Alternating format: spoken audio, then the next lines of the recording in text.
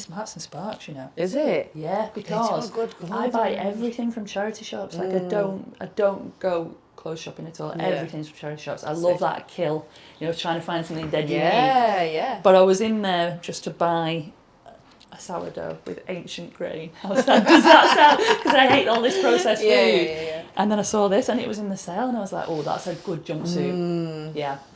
My mum keeps doing this. My mum dresses very nicely. Like she's got a really nice style going on. And then I say to her, like, where's that from? She's like, Jazza? Sainsbury's. No. Honestly, it's from Sainsbury's. It's the whisper that she does, like, don't tell anyone. Sainsbury's. Is that 2, that one? Yeah, I think so. But like, if you really start looking into it, it's just evil. They're evil. You shouldn't be able to buy clothes actually. Yeah.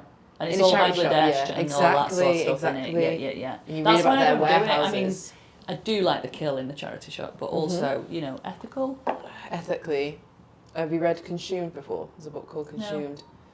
It's a really good read. It's by this lady called Aja Baba. You got it right. I thought you were going to butcher it. No. As you always do. But she's written this book, and she used to be like a fashion blogger, but now she's written this book all about consumerism, and it's like the textiles industry. She just talks about what it is. And it'll make you just never want to buy anything ever again, because you don't have to. No. Either learn to make it. If you love it that much, or love it, can't have enough of it, make it yourself, or go find it somewhere else. Yeah, we just don't need stuff, really, do we? No. I mean, I keep my stuff for a long, long time. I've got clothes that are 20 years old. I've got trainers that are 10 years old. I look after stuff.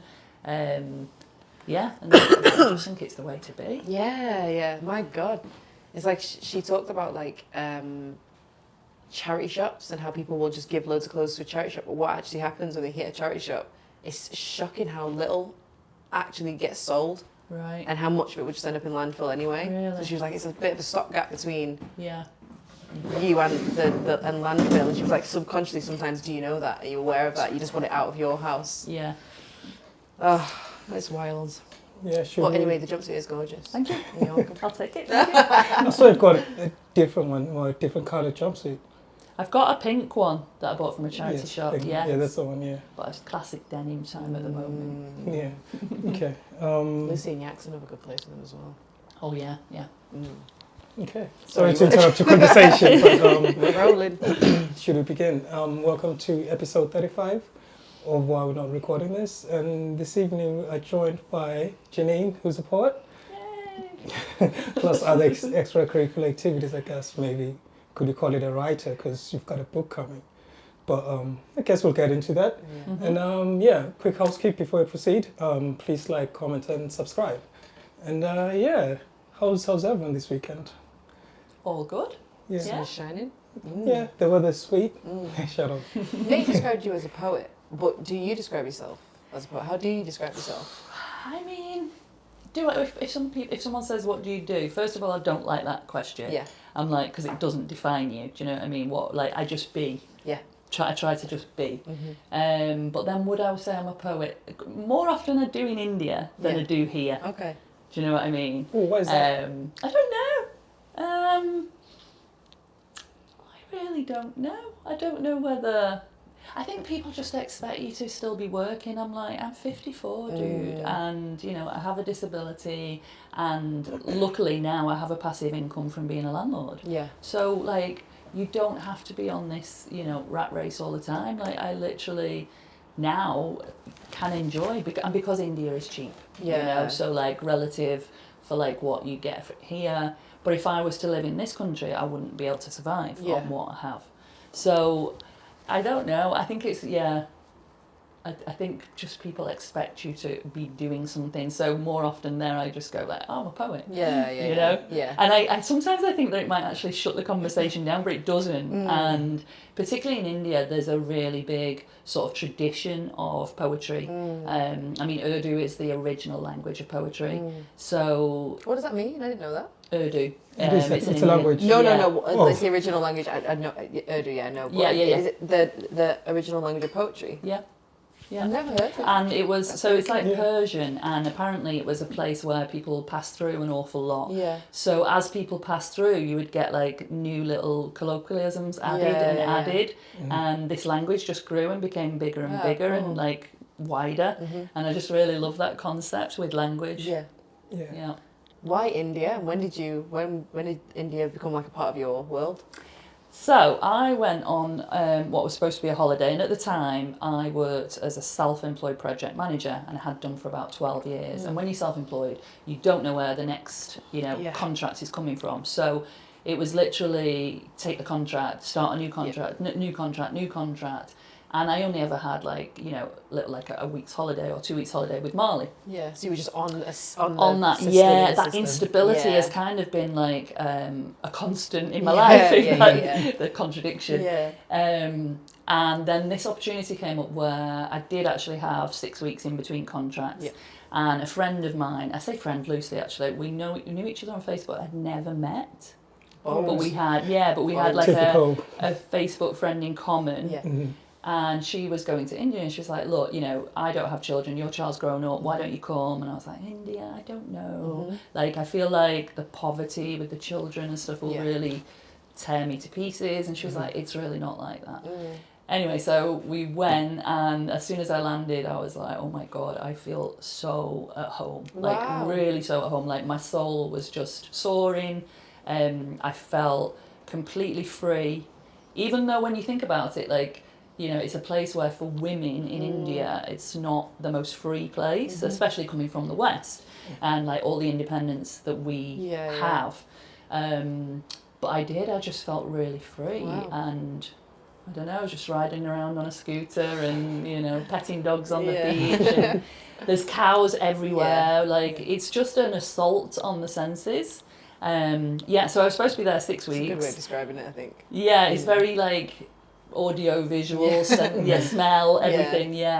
I was supposed to be there for 6 weeks and ended up staying 3 months. Wow. And then went back and was like, okay, already it's coming to a point where I can't physically continue the work that I do.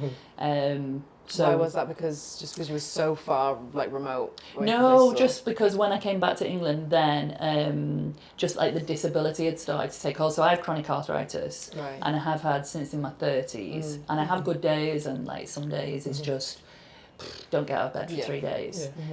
So I've already had my hip replaced at I had that done at 52, which it's supposed to be 70-year-olds that have this done. The knees have gone now as well.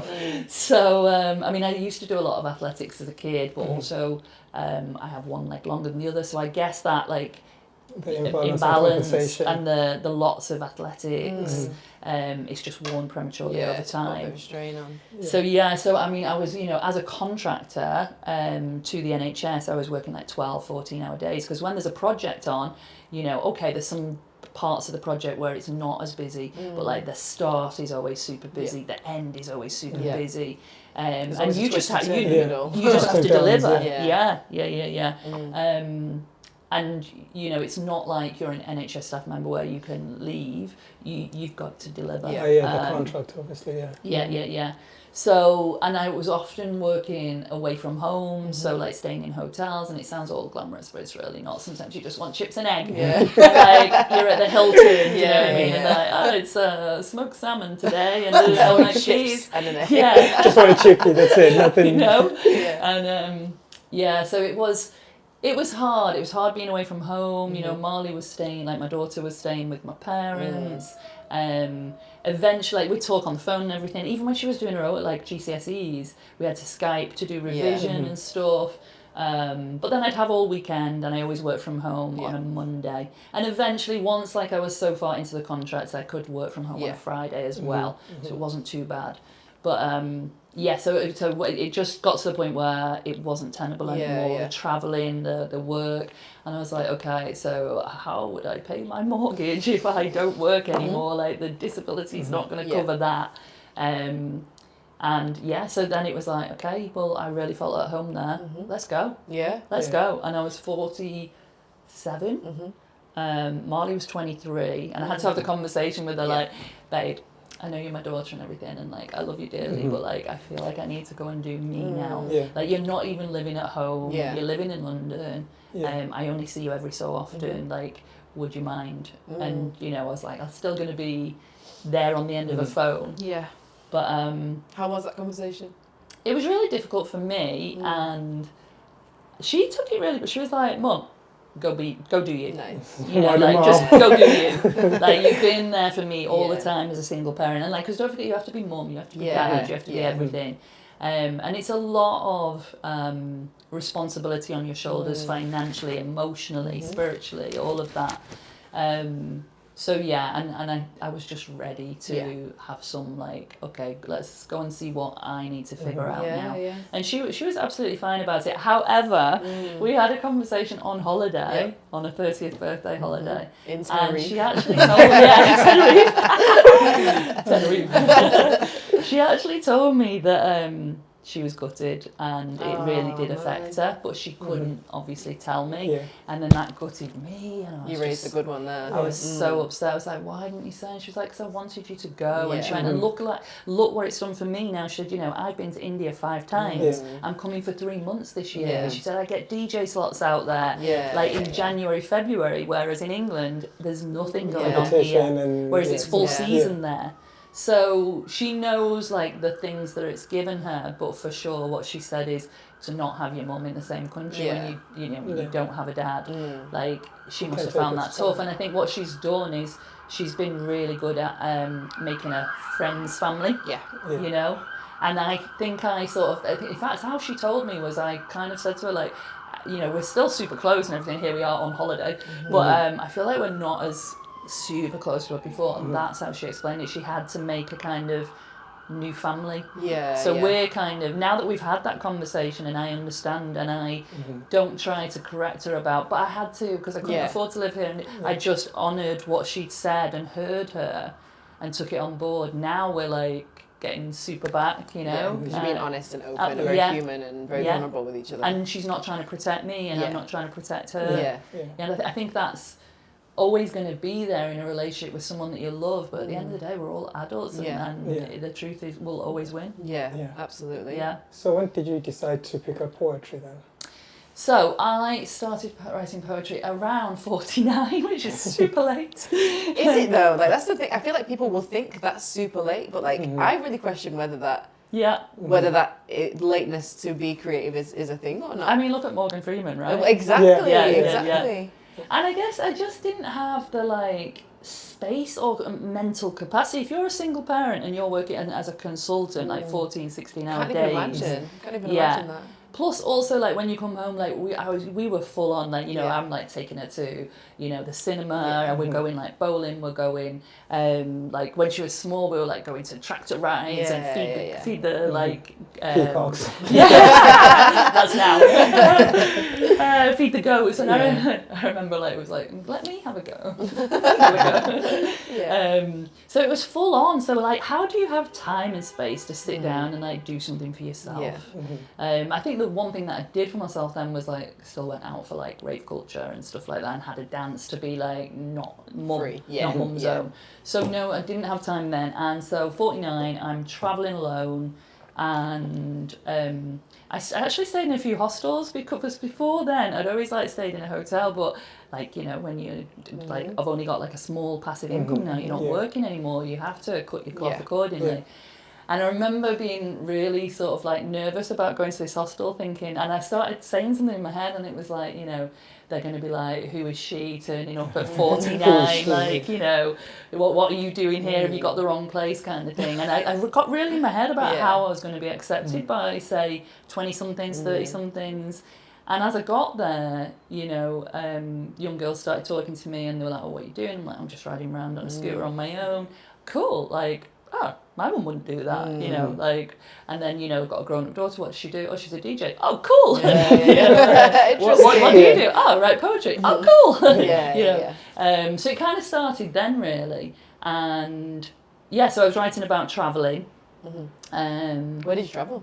I did, so I'd just been in Goa, and then during the monsoon, I didn't want to stay in Goa, it's like, it rains, and like, hey, we've done enough rain, right? So I went to Thailand, went to Bangkok, and then I went to Koh Samet, one of the islands, and then I flew to the Philippines, did Port Barton, and then went to Bali, and then Lombok in Indonesia, and I did like English teaching out there, but not for money. I just wanted to do it for exchange. Yeah. So I'd live with like the families and stuff. Like food and board. Yeah, so you get your food and and that was I feel like that was a much better way to really integrate and like get to know the stories, especially when I did it in Vietnam, because obviously there's still that like north-south thing, like which side of the book were you on? That's how they say it, which that's something to do with the book. And it was just interesting, like learning the stories, and when you're staying in someone's house, you're getting like the authentic food and so it was good. So I was writing a lot then as I was traveling, because obviously when I'm staying in Goa, you've got friends around or whatever, and it distracts you and stuff to do. But when you're alone, like it's good to just like just take note of what's happened in the day, and then try and play with that in some lyrical way. That rhymed. And just be like observant, and I had the space and time. That continuum. Yeah. What do you class? Poetry is one of those really interesting things. It's like a combination of like conversation, language, thoughts, rhythm, sound. There's so many different things. How do you define poetry? Like, what do you think poetry is? I think it can be anything anyone wants it to be. Any kind of written or spoken word as well. And an expression of the person. As long as it's an expression and it's authentic, then it's poetry. I mean, do I like all types of poetry? No. It's like, when you hear someone say they like all types of music, really? Really? Do you like country and western and, R&B? It's like, so no, I don't. For me, I like to not have structure, number one. That might be a kind of rebellious thing. I don't think about structure at all. So quite often I do anti-structure, if you like. So there'll be 2 lines that rhyme, and then there'll be 4 lines that don't, and then I might come back in with some lines that rhyme. I do poetry that is follows a rhyming sense. I do ones that don't rhyme at all, combinations. So for me, it's about clever wordplay. I really like to be like, I see what you did there. I get it. That's the main thing. And that also bringing something back in, which is kind of like what's used in comedy, isn't it? Like you start with a joke, and then towards the end you bring that, and you're like, you've rounded it back in. Tie it back in, So I like stuff like that because it's clever. And it's a beginning and an end. Okay, do you read much poetry? Yeah. Well, yes. I know. Do you know what I thought you were going to say? Do you read much? And then you went poetry. Yes, I read much. I read a lot. Poetry. Not so much. Okay. Honestly, I know. And they say that you really should. Who's this they? Who are they? Who are they? You know, that you should to be inspired. But to be fair, I probably listen more on Instagram, or so it's more performance poetry and spoken word that I'm so that's the format you so quite it's like, modern, not the written down. I mean, I do like to read it, but I like to hear it more. Yeah, so you get the delivery and the cadence. Yeah. Okay, I hear that. Yeah, so I guess I'm more of a film person when it comes to poetry, but when it comes to films, I prefer the book. Yeah. It's weird. And kind of like that back and forth makes sense to how you like to kind of construct your poetry. Is always like this anti-system, which I think is really no quite rules, cool. you know. And I think that's very freeing for, like, say, you know, you're going to introduce kids to it or whatever. Anything that's got no rules is going to be more fun and more available as well. More imagination. You know, like when I go back to India, I'm going to do some poetry workshops, but I don't have a degree in poetry. I don't have a degree in creative writing or anything like that. So straight away, it's going to be from the start that, you know, I'm not a guru of this, but I will show you lots of people who have influenced me. Like we'll do page poetry, we'll do performance poetry. And I can help you sort of shape it and, you know, show some like sort of tactics that I use. Because I'm not ashamed to say that sometimes I go on Rhyme Zone. Wait, what is Rhyme Zone? Rhyme Zone is like, you know, if I need a word to rhyme with something and it's not coming to me on my own, I'll go in rhyme zone and they'll give me a word. Yeah, they'll give you like 20 words that rhyme with telephone, you know? Dog and bone.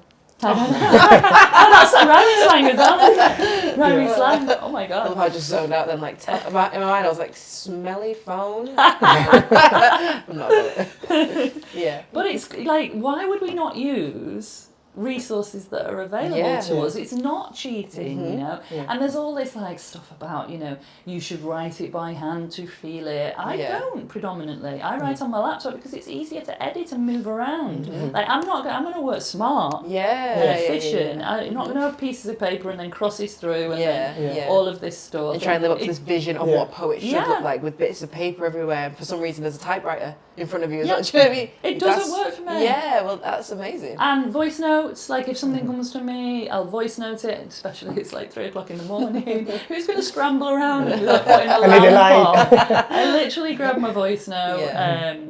And then there's notes in your phone as well, isn't there? So there's always stuff around. I've always got bits and pieces that I'm like, oh, I've got to go back to that. Yeah. You know, there's always a start somewhere. Yeah. Are you always collecting? So are you always kind of like, is there a constant list of notes or voice notes, things like that? And then what's your preferred way of like handling all of that? Like, do you have is you more of like an evening person? Do you like working at home or from somewhere else? Or how do you actually like to start that construction process? I'm quite an insular poet, really. I tried one day. I did the spoken word part for an artist in India who is a singer, performer. She uses Ableton and stuff. And there was a part in it, and she was like, Janine, can you do the spoken word for this? Yes.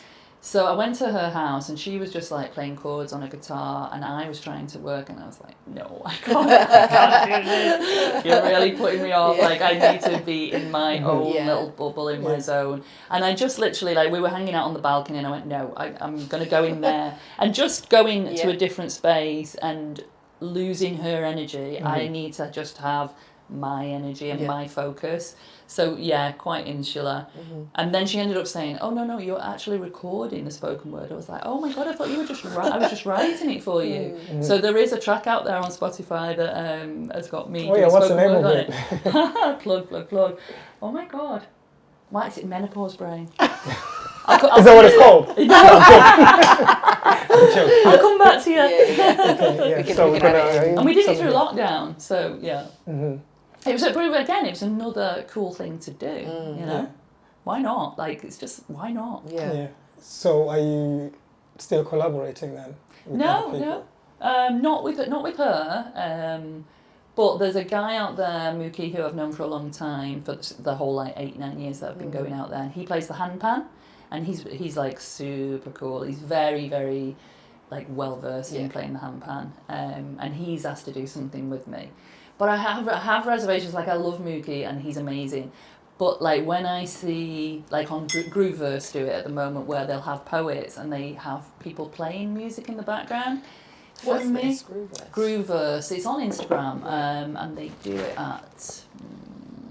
in London and they've done it in Manchester, and it's a specific thing where they'll have like a house band, and so they will play in the background and the poet will perform over the top of it. But for me, I'm not sure whether I'm that person. I think in some ways it really takes away from the poetry. It really, like sometimes, especially if someone's like basing it out or drumming. And do you know how the music sounds? It's all so improv. It might not make sense at all to what it is that you're saying. Exactly, it's all improv, and I'm kind of a person that like needs to practice before I would do that. And I've seen so many people, and I think, oh, I love that you've had a go at that, and yes, you're on this Grooveverse, which is really cool. But for me, I'm not a fan. Yeah. Is it any different from performing on stage? Is what any different? Like the collaboration and being in front of people while performing your poetry. No, because I've done so much performance poetry, like me performing on my own. It's the fact that I just think sometimes the words just need no backdrop. They need to come fire at you, you know? Unless you're rapping. And I am not a rapper. So, like, say someone like Medulla, you know, she's brilliant. And it's almost speaky, rappy, you know, it could almost be spoken word. And that works perfectly, of course. But And those two things are made side by side anyway, so you wouldn't ever like just unless you're freestyling. Yeah. But then it's a case of if the music is freestyled, then the poetry should also be freestyle. So you're kind of responding to each other, but laying one thing that's pre-organized and another thing which is and freestyle. they have no idea. None Sounds of them like have any it, idea. but I'm desperate to see it. To me, it mashes up a bit wrong sometimes. You know, there's like, there's some because the bassist doesn't know where there's going to be a part where it really needs to just have its own emphasis, and then if he starts bassing as someone's saying something quite important, and then randomly there's like a drum just solo, and go it's like, over it. okay, I mean, it can work, and I have seen it work. It's not all bad at all, but there's some that just don't work. Yeah, and for me, so that's what I'll do with Mookie. You know, like we'll have a practice. And if I feel like it's working, then I'll definitely try that because I think it'll be amazing for us both to do something like that. But yeah, if it's not working for me, then I'm out. That's it. So I was having a little Insta stalk of you this morning. It was very, very nice. And I was just kind of trying to not, anytime we have a guest on, I try not to like maybe learn too much so then it help inform some of the questions. I like to just go into it human to human and we just see where the conversation goes. Organic. But there was a poem that you did which was all about the North. And I really loved that poem and I was like, probably bloody Northerner we've got here. And in my mind I was just desperate to know, as a Northerner, are there any kind of like overlaps, or is there anything about India which feels kind of northern? Is there anything that makes you feel homely there, or is there anything about India which is like you prefer to being in like the north of the UK? The weather. Straight off the bat, it's warmer. Being on the beach. Yeah, it's not the same as Southport, honestly. But then northern, what would I say was like? I don't know. So say like where we'd have a chip butty, maybe like a naan bread with fried potato, or like Bombay potatoes in it or something. You know, there's still little things. There's like maybe similarities in some of the like, food and stuff. Like where like my mum we grew up like my mum making like hearty lentil soups. And they're like dal. It's perfect. You know. So yeah, there's similarities. There's no Greggs though. The vegan sausage roll. Oh my goodness, it's a no from me.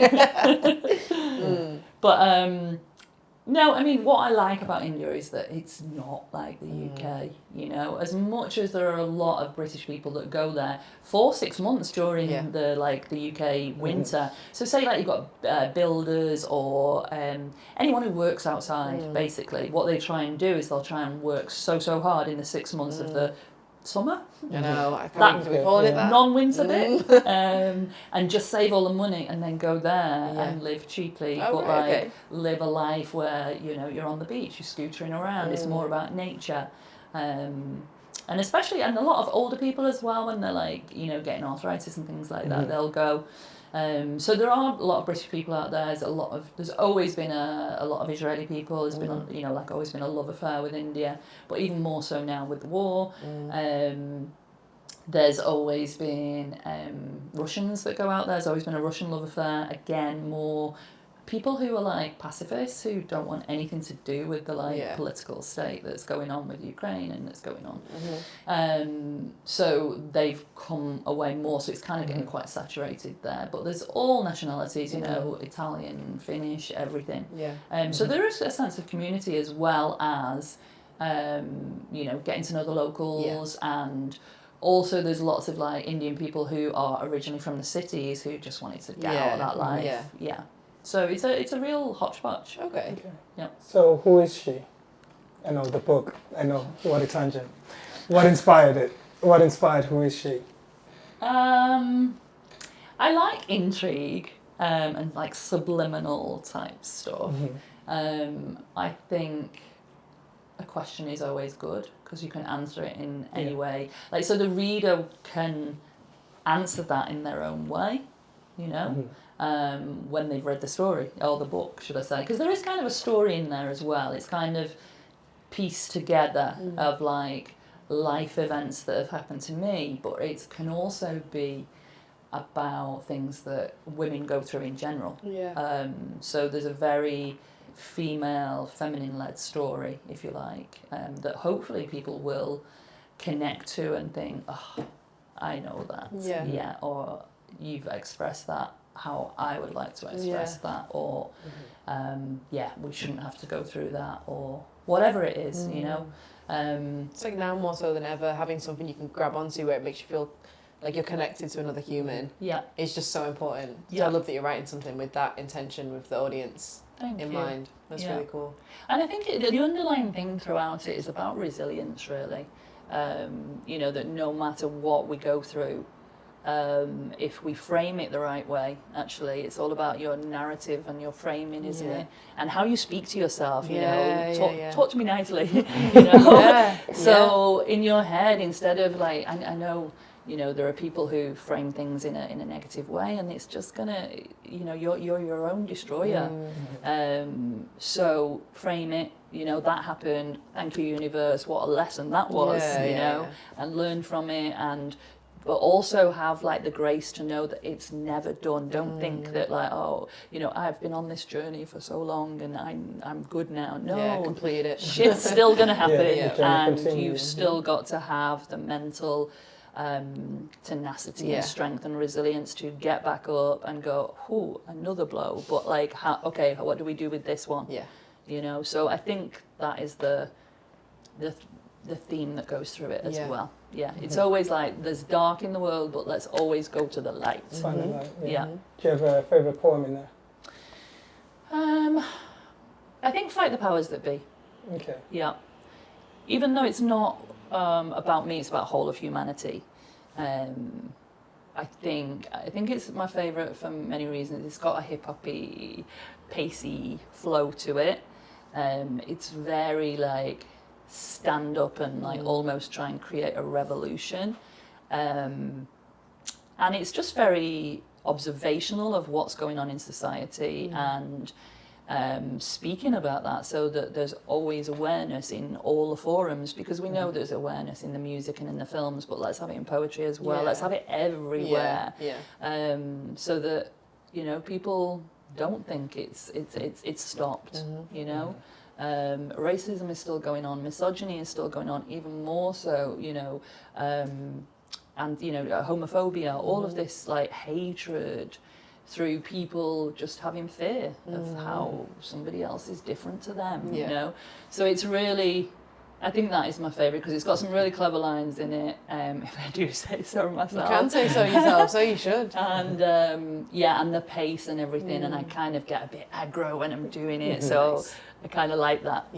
But then I've got some really like peaceful ones, you know, that I love the peace of them as well, and kind of the serenity of them. Is the whole book poetry, or are there moments in there of like connecting some of the poems and things like that? How have you kind of formatted the book? So it's all poetry, but what I've done is I've done an intro to each poem that kind of gives some context of where I was at physically, emotionally, mentally. And then that sort of, I feel like that gives the reader more access to me as an artist as well. And it sort of, you really get to know the person. And so when I asked some people to review it, they all really said, you know, first of all, let me give you a massive hug. You know, but like, you have not like left anything out. It's raw, and you've bared yourself open, you know. And I was like, well, yeah, because like, there's nothing, this is what happens, life. But I love that you've done that, because sometimes in poetry, I feel like there's the opportunity to hide behind words sometimes, if that makes any sense. If you can almost be clever with your words, then you can layer a metaphor on top of another metaphor, so that you're saying one thing, but really you're screaming another thing, and you're almost hiding behind a layer of like clever wordplay, which I really like. I really like when poets will do that. But sometimes, like, I wish I just knew what you were trying to say, what you were actually trying to talk about. The metaphors are flying at you, and you're like, I don't even know what this is about anymore. It sounds good. So the fact that you're kind of introing each one and being like vulnerable and open is, I don't think I've seen much of that in poetry. No, and you know, it's funny because I did I had two manuscripts, and when I sent it out to a few people who agreed to read it for me, I was like, okay, I'm going to send you 2 copies, maybe read the one without intros first. Although, how, you know, because you're not going to forget that you've read it that way, so it's kind of hard. You know, it's not a clinical trial. And then read the one with intros and like, because I think I'd got lost in it, you know, some of that whole wood for the trees kind of thing. And I'd done so much editing, and I needed somebody to say, does this intros work? Because classically, or not even non-classically, you don't have that. A poetry book is, you open it, there's the title, you go into it. It's almost elitism in a way. It's like, if you understand this, then it's for you, and if you don't understand it, you should. So it makes you feel like, oh, I don't understand it. So the access is there more to the artist, if you like. So I hope that's where it does, and that's the feedback that I had from very cool. 3 readers. That's very So it's different again, you know. I feel like I've tried to approach everything a bit different. I'm hoping that I can typeset it in a way that's a bit more modern. It might not work with poetry, but I'm going to try it. I think I've just tried to be a bit out of the box. Very nice. And you collaborating with anyone within the book, maybe not necessarily the words, but you're working with other people to maybe typeset or to format the publication at all? So I'm working with an artist who is doing the book cover, and I'd really liked her work, and she's a local Manchester artist as well. And again, not far off my age. She's like late 40s, single parent, and I'd seen her work, and I like very abstract and very bold and very colourful, and I really, really liked her work. And I meant to get some prints from her before I went away to India last year, but it didn't happen. And we'd never met, by the way, never spoken, nothing. And then I just sent her a message through Facebook Messenger saying, like, you know, I've got a book coming out, would you like to do the book cover? Just all about, like, my dad brought me up, you know, if you don't ask, you don't get. And I didn't hear from her for a couple of days, so I was like, okay, she's not even going to respond, but that's fine, that's, you know, her prerogative, she's busy, blah, blah. And then she responded with like, oh my God, I'd be honoured, I've just been having a look at all your poetry, I love it, I've never done this before, so it's a new format for me, which, you know, I mean, why wouldn't you want to have your art in as many different formats as you can, that as long as they all speak to you and it's not, you know, selling out in any way. So she was like, I've never done this, let's do it. And it's definitely been a ride. Okay, so like how have you been finding that? Because I mean, we've been working together, and you guys, we worked on the documentary, and you guys look like you're getting along and everything else, which is dope to see. But like, how are you finding it? Because now, creative freedom of some sort, because you usually just work by yourself. How are you finding that? I think at first, I already had like visuals in my head, which I guess you do, don't you? And I am a visual thinker as well. And then when we met, you know, obviously Adriana talked about creative freedom, and then I looked at her work and I was just like, I do poetry, I don't do painting, so let the painter paint, you know. But like, I was able to give her kind of some kind of brief around things that I wanted in it that were either symbolism, like the evil eye sign is something that I really like, and palm trees, coconut trees, beach scene. So I was able to give some like, okay, set it around this, but then you go, you know. And she's just been super fast. That's very cool. Super layered. It's really been good. Like, sounds like a mutual respect. Is definitely like happening right now. And even with Nate doing like the documentary, obviously I reached out to Nate to ask to do some kind of like film footage and stills that would help me promote the book when I'm ready, sort of like ready for Instagram and stuff. And then Nate came up with the idea of like, well, I really like doing documentary, I'm going to capture some like behind the scenes stuff, and I was like, oh, that sounds cool, you know. And it's just having to surrender, really. Which, as an ex-project manager, so true. But again, it's really freeing for me, and I'm learning I'm still adapting and evolving to be able to go, just do it, okay. And I haven't really worried about it. Cool. You know, and do things. Are things going to turn out exactly as they'd have turned out if I could have dictated it, no. But that's also the joy of it, like just see what's going to come. Letting go of the idea that like the way I would have done it would have been the better way of doing it, because we don't know. No. We have no idea whether that's the case. No. Yeah. Very freeing. But no, look forward to it. Looking forward to the book. But do you have anything else to add or questions? I feel like we've just kind of like just fired things. Yeah, just bam, bam, bam, bam. Two of you as well. Yeah, you handled us very, very, very well. Yeah. Do you have anything else you want to add? In terms, or even takeaways from the book, even though you briefly touched on it. Takeaways from the book. I think, do you know what? One of the reviewers gave me like the biggest compliment, and they were saying that it's a book that you will go back and back to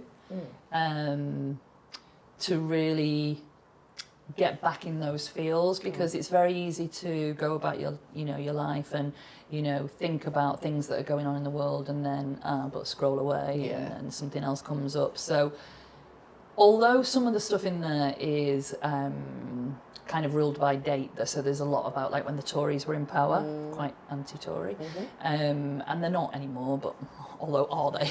I know. So some things will date, but I guess the underlying message, of good over evil and stand up and fight and do the right thing. Yeah. So I think it's good to like go back to in that way. So I hope people do. I hope like people read it, feel something.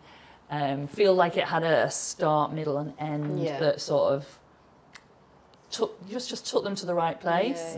Because I know when I read literature, at the end of it, I can't pick up another book for another couple of days because I really have to like. I'm still loving those characters. I can't just leave them like that. Do you know what I mean? And then get into some new ones. I just want to kind of process, be with that story that it's given me. But then, if people go back to it, then that's going to be cool. Yeah. I'm really excited to get my hands on it. So I can't wait. Okay, so and also about like poetry for people who are not into poetry. Yes. Because honestly, even my dad, he was like, I remember ringing him from India, and he was like, what have you been doing today? And I said, I'm doing a poetry reading tonight. And he went, that sounds like a lot of fun. Very northern, but then when I did one about Mo Farah, my dad loves athletics, and he loves Mo Farah, who doesn't with the M. And then when I did one about being northern, he was like, they're great. So it was just about making it accessible to him. Reframing what poetry even is. It's like that question I asked you about what you think poetry is, and it's hard to have an answer to that. So I feel like with those intros with each of the poems, it just makes it digestible. One, accessible to you, but also accessible to just poetry in general. It's very cool. Okay. This has been a nice conversation. Yeah. So we usually end it with music. Okay. Let's see, what's your track of the day or week, or like just a track that resonates, or the song that popped into your head when I asked you your track? I've always got Cleo Soul on somewhere. Lovely. Yeah. Or what else can we do? I don't know. Cleo Soul, When I'm in Your Arms. Okay. Good song. Yeah. Why that one? Why that song? Oh, the arrangement. I mean, it's just incredible, Yeah, and her voice, and it's so raw. I tell you what, as well, I realised that I actually quite like poetry about love and relationships and stuff. So I have wrote quite a bit about that. The good, the bad, and the ugly. Yeah. But she's incredible. Just I'd say arrangement though, like the pace and flow. Like there's nobody ever do an edit of that. There's no need, Don't touch it. Yeah. I don't want to see it's her not a broken. house remix. I don't want to see it. Like Wait for the drop. I need it. It's so true though, isn't it? don't Somebody touch will end up doing that, and it's like, no. Yeah. Perfection is perfection. Yeah. What's yours? You got one today? Yeah, I have two. Oh, okay. Flax. Go on. I think I put one on. So we put all of this music into a playlist. It's a very lovely, very eclectic playlist. One of them is Ayo by Coast Contra. I love them so much. I don't really have much to say about that. Just listen to the song. Okay. Just feel that energy. Just when you said post-punk, I can already imagine just very fast paced. Yeah. And then the second one is a wild card one, but I listened to it on the way here, which is just Dancing with Myself by Billy Idol. Really? It came on in the car on the way here, and I was like, why is this playing? And I was like, I'll change it. And then I just didn't change it. I was like, this is just so good. And then it ended. It went back to what I was listening to before. I don't know where it came from, but like, it's a good song. Yeah. Yeah. So that's those are my 2 tracks of the week, which really contrast each other. But yeah, those are my tracks. Wouldn't say I've got a track of the week actually this time around because we recorded. We recorded just the other day. However, I've got a sort of, maybe it's a band. I don't know. I don't even know what they look like. Go for it. But they called Dead Can Dance. Okay. Yeah, Dead Can Dance. Don't know who that is. Yeah, but like, it's very nice, beautiful sounds. That's the best I can say. So I just went on Spotify. That sounds like music. Yeah, it's just beautiful sounds and words here and there. And just go check it out and you feel it. Like it's a strange one. Can't even say what pace or whatever. It just sounds beautiful. Yeah. Yeah, it's one of those ones that's like, okay. So yeah. Nice. And too. yeah. And this is us. And that's us. Yeah. Is it a rap? It's a rap. And yes. Hey. Who is she? It's dropping at some point. You'll know. But yeah, hopefully this year. Yes. Hopefully this year. But yes, thanks for joining us and hopefully it's fun. Thank you for It's having very me. nice It's been conversation. fun actually. Yeah. All right. If you haven't liked, comment, subscribed, please do so. Or if you're already subscribed, then just like. And if you don't want to, that's also fine. We may charge you a little bit, but peace, love, and wisdom. Thank you for coming. And it's a wrap. Oh. Oh, it was a nice. Was that an nice hour? chat. Yeah. Oh my god. I know. Because I was like, oh, you must be cutting it early. It was so easy going. Oh, that's so cool. Yeah, I thought That's we'd done very half nice. an hour.